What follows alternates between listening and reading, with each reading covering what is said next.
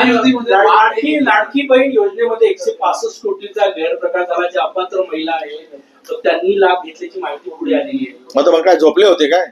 सत्तेमध्ये मस्तीमध्ये धुंदीमध्ये होते त्यावेळेस सगळ्यांना लाडकी बहीण ज्यावेळेस वाटत होतं सरसकट देताना त्यावेळेस निकष का नाही लावले?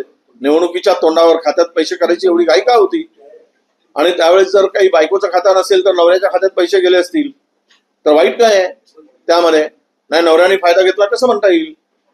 नवरा काय साडी घेऊन घालून ते अर्ज भरायला गेला होता काय याच्यासारखा सोंग? त्यामुळे याच्यामध्ये हे सगळं जे काही काढून यांच्या खिशात पैसे नाहीत त्यामुळे पळवाटा काढून काहीतरी त्या योजनेला बदनाम करून हळूहळू हे जिल्हा परिषद संपली की गुंडाळायचं आणि निवडणुका संपवायच्या, आपल्या लाडकी बहीण योजना संपवायची, असं त्यामागचं षडयंत्र आहे.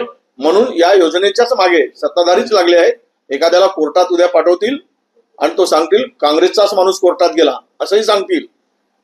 एखाद्याला पकडतील, पैसे देतील आणि हायकोर्टात पाठवतील ही योजना व्हायबल नाही, आर्थिक स्थिती नाही, आणि कोर्ट निर्णय देऊन टाकणार योजना बरोबर नाही, बंद करा.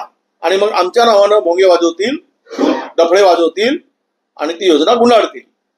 पापाचे वाटेकरी दुसऱ्यावर ढकलायचा आणि स्वतः पाप करायचा हे चाललेलं आहे आणि ते पुढेही सुरू राहील.